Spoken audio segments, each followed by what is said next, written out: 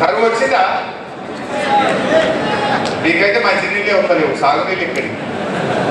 మంచినీళ్ళు రానిస్తలేడు రేవంత్ రెడ్డి. ఆ సంగతి కూడా చెప్తా. కరువు వచ్చిందా రేవంత్ రెడ్డి? కన్నెపల్లిలో కట్కొత్తు అని మేమన్నాం. కట్కొత్తవే రేవంత్ రెడ్డి అంటే నీ పీకలవుతాను అంటే అడుగుడు తప్పట.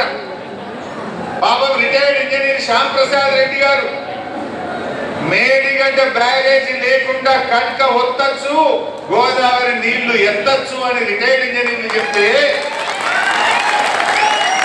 ఆయన సెంటర్ కూడా జైలు పెట్టాలి. ఇలా ఒక ముఖ్యమంత్రి చేయాల్సిన పని. సరే మేము చెప్తే రాజకీయం అంటే మరి ఆయన రిటైర్డ్ ఇంజనీర్ ఏ పార్టీ కాదు, 80 ఏళ్ళ వయస్సు ఉన్నది, కరువు పడ్డది, కష్టం వచ్చింది, మంచినీళ్ళు దొరకట్లేవు, కట్టుకొత్తమే రేవంత్ రెడ్డి అంటే నేను చర్చలు కూడా జైల్లో పెట్టాను. అంటే నేను అందుకే నేను ఒక మాట అన్నా. ఒక విలేకరు అడిగిండు, సార్ మరి ఇదంతా సరే కానీ కరువు పడ్డది, మరి నీళ్లు లేవు, పొలాలు ఎండిపోతున్నాయి, మంచినీళ్ళు లేక ప్రజలు ఇబ్బంది పడుతున్నారు, పంటలన్నీ పోతున్నాయి సార్, మరి ఎట్లా నువ్వు ఏం చేస్తావు అని అడిగాడు. ఏమున్నది, హరీష్ రావుతో కేసీఆర్తో కోస్తాడట, రక్తం పంటల మీద జల్లితే పంటలు పడతాయట. నేను అంటున్నా ఆ సైకో రాజ్ కుమార్ గారికి రేవంత్ గారికి ఏమైనా తేడా ఉన్నదా? ఆ సైకో వాడు మాట్లాడంటే నువ్వు మాట్లాడుతున్నావు, వాడు చంపిండు నువ్వు మాట్లాడుతున్నావు, గంతే తేడా.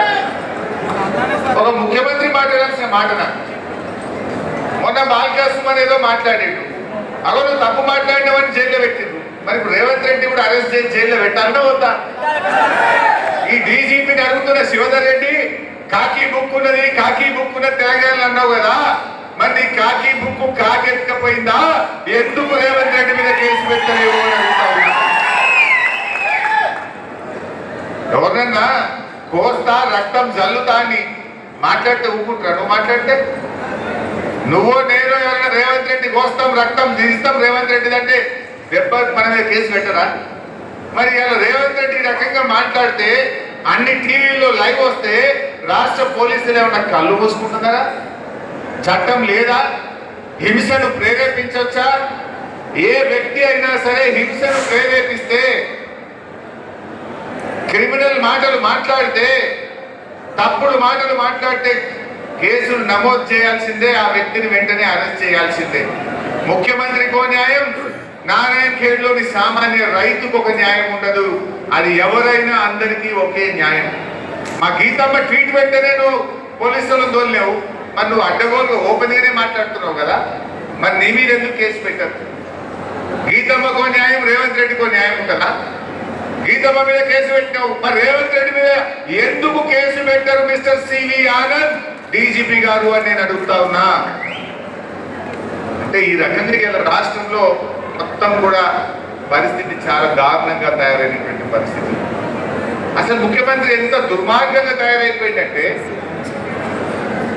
మా భూపాలన్న చెప్పిండు, ఏమన్నా అడిగితే పైసలు లేవు, నన్ను ఘోషినా పైసలు లేవు అంటాడు. లేవా? మూసీ సుందరీకరణకు 1,00,000 కోట్లు ఖర్చు పెడుతున్నావు, ఫ్యూచర్ సిటీకి 1,00,000 కోట్లు పెడుతున్నావు, అందాల పోటీలకు 100 కోట్లు పెట్టినావు, నీ మన్మంతో ఫుట్బాల్ షోకులు తీర్చుకోవడానికి 100 కోట్లు ఖర్చు పెట్టినావు. నువ్వు పూరీలు చేసుకుంటే మాకు ఇంట్లో పూరీలు చేస్తే మాకు ఇబ్బంది లేదు, కానీ ఫుట్బాల్ షోకుల పేరు మీద 100 కోట్లు ఖర్చు పెట్టి ప్రజాధనం వృధా చేసినవే, అది తప్పు రేవంత్ రెడ్డి అని నేను చెప్పదలుచుకున్నాను. పూరీలు చేసుకో, బిర్యానీ చేసుకో, ఏమైనా చేసుకో, నీ ఇల్లు నీ మన్మట్ నీ ఇష్టం, కానీ 100 కోట్లు ఖర్చు పెట్టి ఆ పైసలతో 4 స్కూళ్ళు కట్టచ్చు, 4 కాలేజీలు కట్టచ్చు, 4 రోడ్లు వేయచ్చు, కానీ ఫుట్బాల్ షోకులు తీర్చడానికి ఖర్చు పెట్టి తెలంగాణ ప్రజలు క్షమించరు. ఇవాళ పక్క రాష్ట్రాల్లో ఎన్నికలు జరిగితే ఫుల్ పేజ్ యాడ్లు ఇస్తాడు పేపర్లలో, రైతు బంద్ చేస్తే ఎకరానికి ఒక మీటింగ్ పెడతాడు. అది ఎవరి సొమ్ము? గవర్నమెంట్ పైసలతో 3,000 బస్సులు పెట్టిండు. ఖమ్మంలో రైతు బంధు పైసలు వేస్తా అని 3,000 బస్సులు పెట్టి మీటింగ్ పెట్టిండు. అంటే దాదాపు 100 కోట్లు బాయ్ కదా. మరి నన్ను కోసినా పైసలు లేవంటావు, నువ్వు 100 కోట్లు ఖర్చు పెట్టి మీటింగ్ పెట్టావా? ఎక్కడికో మీటింగ్, సిద్దిపేట ఎక్కడ వేసిండు, యాసగిరి ఆడో మీటింగ్, మంత్రి ఎక్కడ వేసిండు ఆడొక మీటింగు, మొన్న ఖమ్మంలో కేసీఆర్ ఎప్పుడు మీటింగ్ పెట్టినాడు, కట్టుకొత్తిండు, ఫోన్లు టింగు టింగు టింగున మోగినాయి, పైసలు పడ్డాయి. టెస్కోకి ఇచ్చినాం, చేనేత కార్మికులకు ఇచ్చినాం, హ్యాండ్లూమ్స్కి ఇచ్చినాం. మనం మార్చిలో ఇద్దాము, జూన్ కల్లా బట్టలు కుట్టి తయారు పెట్టు. రేవంత్ రెడ్డి వాళ్ళకి ఇచ్చిండు, గుజరాత్లో మఫత్లాల్కి ఇచ్చిండు. ఇప్పుడు టెస్కో అంటే మన చేనేత కార్మికులకు కమిషన్ ఇస్తారా? రికార్డే చూపారండి. మఫత్లాల్ అంటే గుజరాత్ కూడా, ఆడ గుజరాత్ ఇస్తే బట్ట రాలే, కుట్టుడు కాలే. ఏ స్కూల్లో కూడా పిల్లలకు ఇప్పటిదాకా బట్టలు రాలే. గురుకుల పాఠశాలల్లో రాసుకోవడానికి నోట్బుక్లు రాలే. మరి ఏం చదువుకోవాలి? 25 రోజులైంది స్కూల్ స్టార్ట్ చేసి. రాసుకోనికి బుక్కే లేకపోతే ఇక పిల్లల చదువులేమైతాయి? ఈ కమిషన్ల కక్కుర్తికి ఇవాళ గురుకుల పాఠశాలలో, ప్రభుత్వ పాఠశాల పిల్లలు ఇవాళ అవస్థలు పడుతున్నటువంటి పరిస్థితి ఏర్పడింది. అట్లా చాలా జరిగినాయి. ముఖ్యంగా ఇలా మంచినీళ్ళ సంగతి, నారాయణఖేడ్ సంగతి మాట్లాడుకోవాలి. ఒకప్పుడు నేను నారాయణఖేడ్లో భూపాలన్న బై ఎలక్షన్లో నేను తిరుగుతుంటే ఒక మా చెల్లెడు, ఆమె పేరేంటి, చిమ్నీబాయి రాలే. చిమ్నీబాయి ఒక రోజు కలిసింది, ఆ తండాకు పోయినా. ఏం తండాది?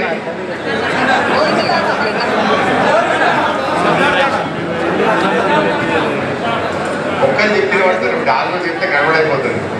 సర్దార్ తండ, బోరిగిరి పక్కన సర్దార్ తండ. ఓ రోజు పోయినాం, నులుక మంచం మీద స్నానం చేస్తాం మేము, కింద తాంబాలం పెట్టి మళ్ళీ నీళ్లు వాడుకుంటాము అని చెప్పింది చిమ్నీబాయి చెప్పింది. ఆ తండా వాళ్ళంతా చెప్పింది. కేసీఆర్ గారి దృష్టికి తీసుకుపోయి స్పెషల్ డ్రైవ్ పెట్టి మిషన్ భగీరథలో ఇంటింటికి నల్ల పెట్టి కంటి టు నారాయణఖేడ్ ప్రతిరోజు నల్లా వచ్చేట్టు చేశాం. ఏ తండల, ఏ ఊర్లో, ఏ చెల్లె బిందె పట్టుకుని రోడ్డు మీదకి రాకుండా చేసి ప్రతి ఇంటికి స్వచ్ఛమైన త్రాగునీరు ఇచ్చింది బీఆర్ఎస్ ప్రభుత్వం. మరి అది ఏమైంది? ఆ రోజు ఎండాకాలంలో కూడా రోజు నల్లొచ్చింది కదా. మరి వానకాలంలో నారాయణఖేడ్లో 3 రోజులకు ఒక్కసారి నల్ల ఎందుకు వస్తుందో ఈ రాష్ట్ర ప్రభుత్వం సమాధానం చెప్పాలి. రేవంత్ రెడ్డి సీరుతా, కోస్తా, పీక్తా, ఏక్తా కాదు, నల్లెందుకు వస్తలేదు నారాయణఖేడ్లో? దీనికి ముందు సమాధానం చెప్పు. గంట మీకు నువ్వు సీరియల్ ఉంటే నీళ్ళు ఎందుకు వస్తలేవో అధికారులను గట్టిగా ప్రశ్నించు. నీ పనితీరులో తీరుడు చూపి, కానీ ఇవాళ మనుషులు తీరుంటే ఏమొస్తుంది? నువ్వు ముఖ్యమంత్రి వాడు ఏంటిది? కొంతమంది 15 రోజులకు ఒకసారి వస్తుంది నారాయణఖేడ్లో నీళ్ళు అంటున్నారు, కొంతమంది 3 రోజులు అంటున్నారు, కొంతమంది 5 రోజులు అంటున్నారు. మరి ఈ పరిస్థితికి కారణం నువ్వు కాదా? కట్టిళ్ళు పెట్టెపల్లికి ఇచ్చిపోయినాం నీకు. మిషన్ భగీరథ ప్రాజెక్ట్ అంతా కట్టి 4 ఏళ్ళు నడిపి 4 ఏళ్ళు పబ్లిక్ నీళ్లు తాగినాక కదా నీకు ఇచ్చినాం. నీకు ఎందుకు నడప శాతం అయితే? ఎందుకు ప్రజలకు నీళ్లు ఇవ్వలేకపోతున్నావో నేను అడుగుతా ఉన్నా.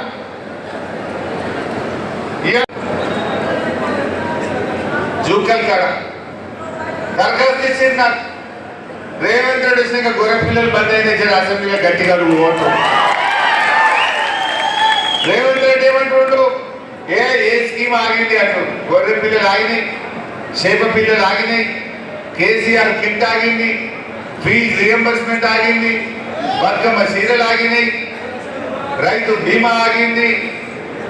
ఎన్ని చెప్పాలి రేవంత్? రైతు బంధు కూడా ఆగింది, 3 పంటలకు ఎక్కువ. రుణమాఫీ సగమే అయింది. ఏ దళిత బంద్ ఆగింది, బీసీ బంద్ ఆగింది, కార్పొరేషన్ లోన్లు ఆగినాయి. ఎన్నే చెప్పాలి రేవంత్ రెడ్డి? కేసీఆర్ ఇచ్చిన పథకాలను కూడా నువ్వు ఆగబట్టినావు. మన సంగమేశ్వర బసవేశ్వర ప్రాజెక్టు కూడా ఆగింది కానీ ఆగిందా లేదా? ఇవాళ ఇలాంటి కరువు పరిస్థితులు వస్తే కాలం కాకపోయినా మా నారాయణఖేడ్, అందోల్, సంగారెడ్డి, జహీరాబాద్ రైతుల్లో 4 లక్షల ఎకరాలకు పంట పట్టాలని అన్నాడు కేసీఆర్ గారు. ఇదే నారాయణఖేడ్లో వచ్చి శంకుస్థాపన చేసింది. మనకు ప్రాజెక్టు మంజూరు చేసింది. కానీ ఇలా కాంగ్రెస్ వచ్చినాక మన ఆరాధ్య దైవం బసవేశ్వరుడు, బసవేశ్వరుడు పేరు మీద ఉన్న ప్రాజెక్టు నాపుతాడే. సంగమేశ్వర శివుడు ఎంత గొప్పవాడు. అందుకే కేసీఆర్ సంగమేశ్వర సంగమేశ్వర అని పేరు పెడితే ఆ కేతకి సంగమేశ్వర ప్రాజెక్టు కూడా ఆపి ఈ పాప ముత్తగా పోదు. సంగమేశ్వరుడు ఊపుకుంటాడా? సంగమేశ్వర ప్రాజెక్ట్ ఆపితే సంగమేశ్వరుడు ఊపుకుంటాడే? తప్పకుండా నీకు తగిన బుద్ధి చెప్తాడు, గుణపాఠం చెప్తాడు.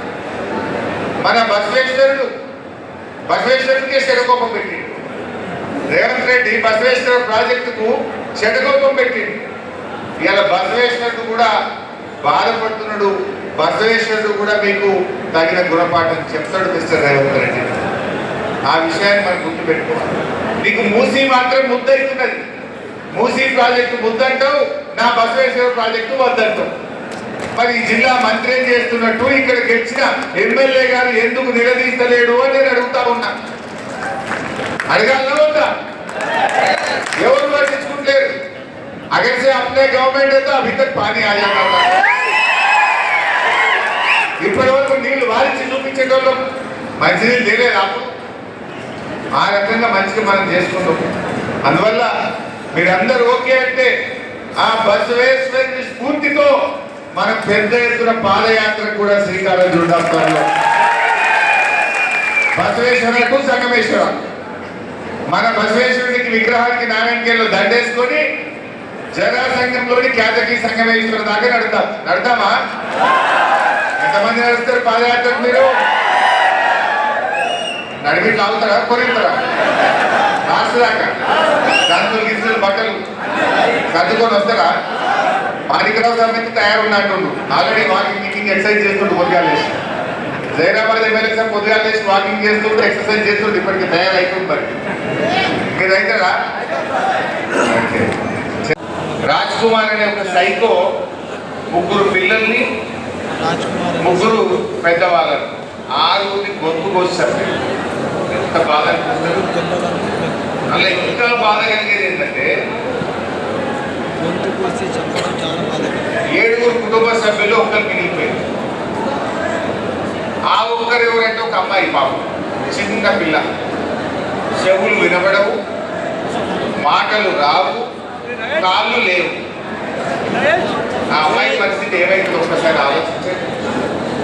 ఇంతకాలం వీళ్ళే ఆ అమ్మాయికి నోట్లో కలిపి అన్నం పెట్టిండ్రు, ఆ అమ్మాయిని బాత్రూమ్ తీసుకుపోయిండ్రు, ఆ అమ్మాయికి స్నానం చేయించిండ్రు, ఆ అమ్మాయికి బట్టలు వేయించిండ్రు. ఇప్పుడు ఆ సైకో గాడు ఆ పిల్లలు ఒక్కదాన్ని ఇచ్చిపెట్టి మొత్తం 6 చంపిండు. ఎంత బాధ. ఇది పూర్తిగా రేవంత్ రెడ్డి వైఫల్యం. పోలీసు వాళ్ళు చేయాల్సిన పని చేస్తలేదు. పోలీసు వాళ్ళు రాజకీయాలు బీఆర్ఎస్ పార్టీ కూడా ఎవడన్నా చిన్న ట్వీట్ పెడితే వారి మీద సాయంత్రం కల్లా కేసు పెడుతూ పట్టకపోతుంది. మరి ఈ సైకో రాజ్ కుమార్ అమ్మాయిని రేప్ చేసినాడు. మైనర్ అమ్మాయిని రేప్ చేస్తే 45 రోజుల పాటు పోలీసు వాళ్ళు ఎందుకు అరెస్ట్ చేయలేదు? 45 రోజుల పాటు మీరు అరెస్ట్ చేసి పోక్సో చట్టం కింద వారి జైలుకి పంపితే ఇవాళ ఈ 6 ప్రాణాలు కాపాడబడేవారు కదా. రేవంత్ రెడ్డి వచ్చినాక ఇలా ఆడపిల్లలు ఉన్న తల్లిదండ్రులు భయపడే పరిస్థితి ఏర్పడింది. పోక్సో కేసులో ఒక నిందితుడిని కాంగ్రెస్ పార్టీ నాయకుడు, రేవంత్ రెడ్డికి సన్నిహితుడు, ఒక మార్కెట్ కమిటీ చైర్మన్ 20 లక్షల రూపాయలు లంచం తీసుకొని వారిని అరెస్ట్ కాకుండా ఒక రేపిస్టును కాపాడింది కాంగ్రెస్ ప్రభుత్వం. ఒక రేపిస్టును కాపాడింది. పోలీసు వాళ్ళు ఆ రేపు చేసినందుకు కూర్చొని మందు తాగింది. పోలీసు వాళ్ళు వాడిని అరెస్ట్ చేయకుండా 45 రోజులు టైం ఇస్తే వాడు కోర్టుకు పోయి బెయిల్ తెచ్చుకున్నాడు. 20 లక్షలు ఖర్చు పెట్టిండు. వచ్చి ఆయన 6 కూర్చొని కొత్త వచ్చిండు. రెండోగా ఆయన రేవంత్ రెడ్డి గారిని ఆంధ్రప్రదేశ్ లో ఎంతైనా పేపర్ బాయి పేపర్లు ఎత్తుండే గోడల మీద పెయింటింగ్ రాతలు రాస్తుండే రేవంత్ రెడ్డి అని అన్నాడు. అది ఉన్నదే అన్నాడు, నిజమే అన్నాడు. గోడల మీద రాతలు రాస్తున్నాడు పెయింటర్. అరే నేను ముఖ్యమంత్రి నన్ను పెయింటర్ అంటే వారిని మరి పోలీసులు పోయి పట్టుకొచ్చి లోపలిస్తారు. మా గీత ఏదో పోస్ట్ అబద్ధానికి అంగిలాగు దొరికితే దాని పేరు రేవంత్ రెడ్డి. ఒకసారి ఎక్కడో మాట్లాడినా కరీంనగర్ జిల్లా మానకొండూరు పోయినా. ఇప్పటి నుంచి నేను యనుమల రేవంత్ రెడ్డి అని పిలువా, ఎగవేతల రేవంత్ రెడ్డి అని నేను పేరు పెడతా అని చెప్పి చెప్తే సాయంత్రం కల్లా పోలీసు నాకు నోటీస్ పంపాడు. మానకొండ పోలీస్ స్టేషన్లో మీద కేసు పెట్టాను, నువ్వు రాకుండా ఎగబెట్టుండి ఏమంటే ఊళ్ళో ఎగబెట్టిండి అంటే మానమా? అరే నువ్వు 4,000 పింఛన్ ఎక్కొట్టినావు, అక్క జిల్లాలో 2,500 మహాలక్ష్మి ఎక్కొట్టినావు, తులం బంగారం ఎక్కొట్టినావు, 6,000 స్కూటీలు ఎక్కొట్టినావు, 15,000 రైతు బంధు ఎక్కొట్టినావు, కౌలు రైతులకు ఎక్కొట్టినావు. అరే అన్ని ఎక్కొట్టినవు నాయన. నీ పేరు ఎగవేతల రేవంత్ రెడ్డి, నువ్వు అబద్ధాల రేవంత్ రెడ్డి అంటే నా మీద కేసు పెట్టాడు. ఇట్లా ఉన్నది. మనమేమో ఉన్నది మాట్లాడితే కేసు, ఆయన మిమ్మల్ని గోస్తా మీ రక్తం జిమ్ముతా అంటే ఆయన మీద కేసు పెట్టారు పోలీసు వాళ్ళు. మరి ఇక కాకి బుక్ ఉన్నదా ఈ రాష్ట్రంలో? లేదా? ఇది ఆలోచించాల్సినటువంటి అవసరం. ఇంకా చాలా కుంభకోణాలు ఉన్నాయి. మా తమ్ముడు 2,000 కోట్ల గురుకుల కుంభకోణం గురించి చెప్పు అంటూ రేవంత్ రెడ్డి తప్పు చేసిందో అని ఒక ట్వీట్ చేస్తే వాడిని పట్టుకుపోయి పాపం జైల్లో పెట్టింది. మరి రేపు చేసిన మాత్రం మంద అవుతుంది పోలీసు వాళ్ళ కోసం. ఇది రేవంత్ పాలన. మహిళల పట్ల, సైకోల పట్ల ఈ ప్రభుత్వం ఎంత ఉదాసీనంగా ఉందో మనం ఇలా అర్థం చేసుకోవాల్సిన అవసరం. సెటిల్మెంట్ పోలీసు వాళ్ళు దేనికి వాడుకుంటున్నారు? Land settlement. ఇందాక రాక భూపాలంటే అంటుండే మా దగ్గర కూడా నారాయణఖేడ్లో సెటిల్మెంట్ బాగా అయిపోయింది అన్న ఒకటే పోలీసులు ఓడు మామూలు వసూలు చేస్తారు. సెటిల్మెంట్ పెరిగిపోయింది. పోలీస్ వ్యవస్థను రాజకీయ కేంద్రంగా, సెటిల్మెంట్ల అడ్డాగా, ల్యాండ్ డీళ్ల కోసం వాడడం వల్ల ఇలాంటి సైకోలు ఇవాళ పెట్టలేకపోతా ఉన్నారు. ఇవాళ వరకు రేవంత్ రెడ్డి ఒక్క మాట మాట్లాడలే ఆ సైకో మీద. పక్క రాష్ట్ర ముఖ్యమంత్రి మాట్లాడాడు ఇది అన్యాయం, ఇట్లా ఈ రకంగా ఆడపిల్లల్ని కోడి మెడ కోసినట్టు గొంతు కోసి చంపితే ఇది చాలా బాధాకరమైంది అని చెప్పి ఇవాళ పక్క రాష్ట్ర ముఖ్యమంత్రులు మాట్లాడుతున్నారు. కానీ రేవంత్ రెడ్డికి చీమ పుట్టినట్టు లేదు. అంటే పాలన గాలికి వదిలేసినటువంటి పరిస్థితి. ఇది ఇట్లా ఉన్నది. మీ అంగన్వాడీ టీచర్కు, మీ బూత్ లెవెల్ ఆఫీసర్కు మీరు తిరిగి ఇవ్వలేదంటే మీ ఓటు గోవిందా. అంటే ఎట్టి పరిస్థితుల్లో దరఖాస్తు నింపాలి. సపోజ్ మొన్న మున్సిపల్ ఎన్నికల్లో ఓటేసిండు మీరు. అరే నేను మొన్ననే ఓటేసిన నారాయణఖేడ్ మున్సిపాలిటీలో, ఈ దరఖాస్తు ఎందుకు? నేను ఇప్పటికీ 40 సార్లు 30 సార్లు ఓటేసిన, ఎమ్మెల్యే ఎలక్షన్లు వేసిన, ఎంపీ ఎలక్షన్లు వేసిన, మొన్న కౌన్సిలర్ సాబ్ వేసిన, ఇంకా కొత్తగా ఓటేసేది ఏంటి, కొత్తగా దరఖాస్తు ఇచ్చేది ఏంటి అని కొంతమంది అంటుంటారు ఓటర్లు మీ దగ్గర పోయినప్పుడు. నువ్వు మొన్న మున్సిపాలిటీలో ఓటేసినా ఇప్పుడు దరఖాస్తు ఇవ్వాల్సిందే. దరఖాస్తు ఇస్తేనే మీకు ఓటు ఉంటుంది తప్ప లేకపోతే నీ ఓటు తీసివేయమంటుంది. ఇది ఎస్ఐఆర్ ఏంటి అసలు? దీని పంచాయతీ ఏంటి? దీని కథ ఏంటి? Special intensive revision of voters. ఇది ప్రతి 20 ఏళ్ళకు ఒకసారి జరగాలని భారత రాజ్యాంగంలో పొందుపరచబడింది. 2002లో ఎస్ఐఆర్ ప్రోగ్రామ్ జరిగింది. మళ్ళీ 24 సంవత్సరాల తర్వాత ఇప్పుడు ఎస్ఐఆర్ ప్రక్రియ స్టార్ట్ అయింది. అందుకే మీరు ఏమంటున్నారు? 2002లో నీకు ఓటు ఉందా? 2002లో ప్రకారం ఫ్యామిలీ గ్రూపింగ్ చేయండి మాట్లాడితే 2002 అంటున్నారు. ఎందుకు?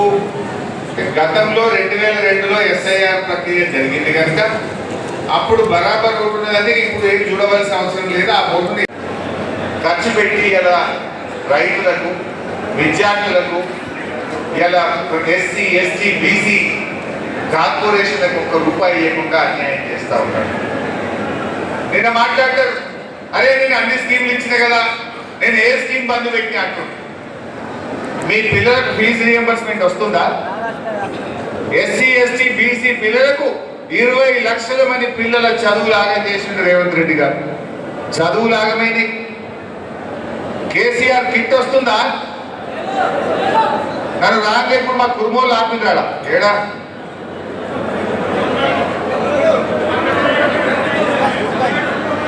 ఏ ఊరు? 20 మందికి రుణమాఫీ కాలేజ్ అసెంబ్లీలో వారికి గట్టిగా అడుగుకోండి. నాకు కాగితం ఇచ్చింది.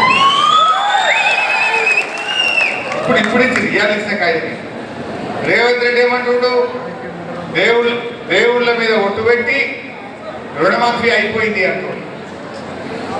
భూమి బద్దలు కాలేదు, భూకంపం రాలేదు, సూర్యుడు తూర్పునే ఉదయించిండు, అయినా కూడా ఇవాళ రుణమాఫీ మాత్రం కాలేదు. అయిందా? రాఘవాపూర్ దగ్గర అవి న్యాలకలకు జనాసంఘకు పోతాయి. రాఘవాపూర్ పంప్ హౌస్కు నీళ్ళు అందుతలేవు, పోచారంలో నీళ్ళు అందుతలేవు, పాల్పాడు కాడ కూడా నీళ్ళు అందుతలేవు. దీంతో ఇప్పుడు ఏమైపోయింది? ఇటు నారాయణ ఖేడ్, అటు అందోల్, అటు సంగారెడ్డి, ఇటు జహీరాబాద్ ఎక్కడ కూడా మంచినీళ్ళు రాక ఇవాళ ఈ జిల్లా మొత్తం కూడా బాధపడుతున్న పరిస్థితి.